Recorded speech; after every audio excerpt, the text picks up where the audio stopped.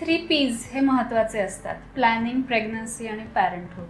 तर ह्याच्यामध्ये जर का आपण प्लॅनिंग या गोष्टीचा विचार केला तर हे आपण कशा पद्धतीने केलं पाहिजे आणि ह्यामध्ये टू बी मदर आणि टू बी फादर ह्या दोघांनीही इन्व्हॉल्ड असलं पाहिजे का, आणि ह्याचा ओव्हरऑल इफेक्ट हा कसा होणार आहे ऑन प्रेग्नन्सी.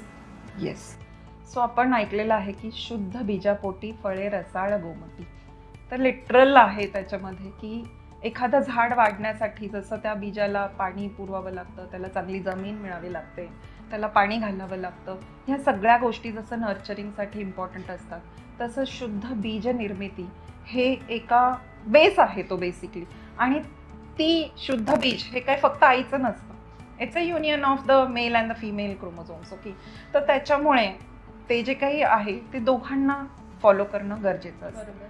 सो जेव्हा आपण प्लॅनिंग करतो त्यावेळेस दोघाही ज्यांना आई आणि वडील व्हायचं आहे अशा दोघा पार्टनर्सनी याच्यासाठी प्लॅनिंग करणं हे खूप गरजेचं असतं.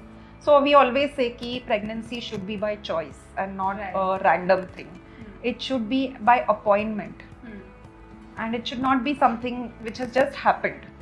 तर मग हे कसं होणार आहे, तर त्याच्यासाठी तुम्ही काय तयारी करायला पाहिजे. तर त्याच्यासाठी म्हणून आपल्याकडे पिंड शुद्धी म्हणून उपक्रम सांगितलाय किंवा गर्भाधान विधी ज्याला सांगितलं आहे की कुठल्या पिरियड हा फेवरेबल असतो, ज्याच्यामध्ये तुम्ही कॉन्टॅक्ट ठेवलं तर जास्तीत जास्त हे राहतं, ऋतू ज्याला आपण म्हणतो, हा ऋतू योग्य ऋतू कुठला आहे. ओके.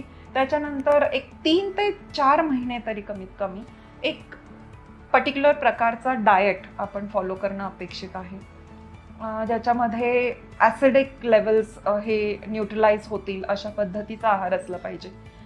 त्याचबरोबर pH मेंटेन व्हायला पाहिजे, जे काय आपण म्हणतो हे ओव्युलेशनच्या दृष्टीने खूप महत्त्वाचं असतं, जे कारण आपण बघतोय की इन्फर्टिलिटीचे प्रॉब्लेम्स खूप वाढलेले आहेत. सो त्या दृष्टीने आहाराचं नियोजन, त्याचबरोबर व्यायाम किंवा तुमचं रोजचं रुटीन कसं असलं पाहिजे याच्यावर काम आपण केलं पाहिजे. कारण जर स्ट्रेस असेल आणि फिजिकल फिटनेस व्यवस्थित नसेल तर ऑब्व्हियसली त्याचा परिणाम हा बाळाच्या वेलबिंगवर होणारच आहे किंवा बीज निर्मितीवर सुद्धा या सगळ्या गोष्टींचा परिणाम होतो. आणि मग येतात औषधं, काही गर्भस्थापक औषधं जी आपल्या आयुर्वेदामध्ये सांगितलेले आहेत त्याचा विचार आपण इथे करू शकतो, किंवा काही द्रव्य जशी उडीद आहे किंवा अशी बरीच औषधं आहेत की जी आपण औषधं म्हणण्यापेक्षा डे टू डे लाईफ मधले काही पदार्थ आहेत, डायटरी चेंजेस आहेत जे आपण करू शकतो बलस्थापनेसाठी किंवा वीर्य उत्तेजक ज्याला आपण म्हणू शकतो, अशा काही गोष्टी आपण त्याच्यामध्ये इन्व्हॉल्व्ह करू शकतो. तर हे सगळं पार्ट येतो प्लॅनिंगच्या ह्याच्यामध्ये. त्याच्याबरोबरच ध्यान आणि they are part of the हे लाईफस्टाईल, म्हणजे त्याच्यामध्ये तुम्हाला त्याच्यात कॉम्प्रोमाइज नाहीये की प्राणायाम, योगा आणि ध्यान आणि एक्सरसाइज हे तर तुमच्या रुटीनचा पार्टच असलं पाहिजे. सो या सगळ्या गोष्टींचा प्लॅनिंग मध्ये खूपच फायदा होतो जेव्हा बीज निर्मिती आणि या सगळ्या गोष्टींचा विचार आपण करतो त्यावेळेस. म्हणजे प्लॅनिंग पासूनच आपण सगळ्याच म्हणजे लाईफस्टाईल चेंजेस, डायटरी चेंजेस, योग, ध्यान, धारणा आणि एक्सरसाइज पण. येस. आणि इव्हन तुम्ही म्हटलात की काही मेडिसिन्स पण, म्हणजे ह्या सगळ्या गोष्टीचं आपण प्लॅनिंग पासूनच ही सुरुवात केली पाहिजे, तर त्याचा पॉझिटिव्ह इफेक्ट हा प्रेग्नन्सीवर होणार. राईट. आणि 3 महिन्या आधीपासून आपण सजेस्ट करतो की फॉलिक ऍसिड, DHA जे आपण म्हणतो की जेनेटिक डेव्हलपमेंटसाठी, ब्रेन डेव्हलपमेंटसाठी, कारण पहिल्या 3 महिन्यामध्ये जेव्हा आपल्याला प्रेग्नन्सी डिटेक्ट व्हायलाच 1.5 महिना जातो, डॉक्टरांना दाखवून परत चेकअप होऊन मेडिसिन सुरू व्हायला 3 महिने झालेले असतात.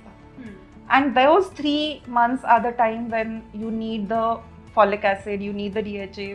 आणि त्या 3 महिन्यामध्ये जवळपास 40 ते 50% ब्रेन डेव्हलपमेंट ही झालेली असते ऑलरेडी, आणि हार्ट वगैरे ऍक्टिव्हिटी सुद्धा सुरू झालेली असते बाळाची. सो प्रेग्नन्सीचे हे 3 महिने आपण कळायच्या आधीच संपलेले असतात आणि तो पिरियड खूप इम्पॉर्टंट असतो. म्हणून प्लॅनिंग पासून जेव्हा तुम्ही सुरू करता तो आपण फॉलिक ऍसिड सुद्धा घ्यायला सांगतो, सो दॅट आयर्न सुद्धा सुरू करतो. सो मग हे जेव्हा होतं त्यावेळेस ब्लड सर्क्युलेशन आपल्याला माहिती आहे की 60% जास्त नीड असते या ह्याच्यामध्ये नेहमीपेक्षा. सो हे कव्हर होण्यासाठी म्हणून जेव्हा तुम्ही प्लॅनिंग करायला सुरुवात करता तेव्हापासूनच ह्या गोष्टी सुद्धा आपण घ्यायला हवेत, म्हणजे मग जरी कळायच्या आधी तेव्हा इट्स ऑलरेडी कव्हर्ड अप.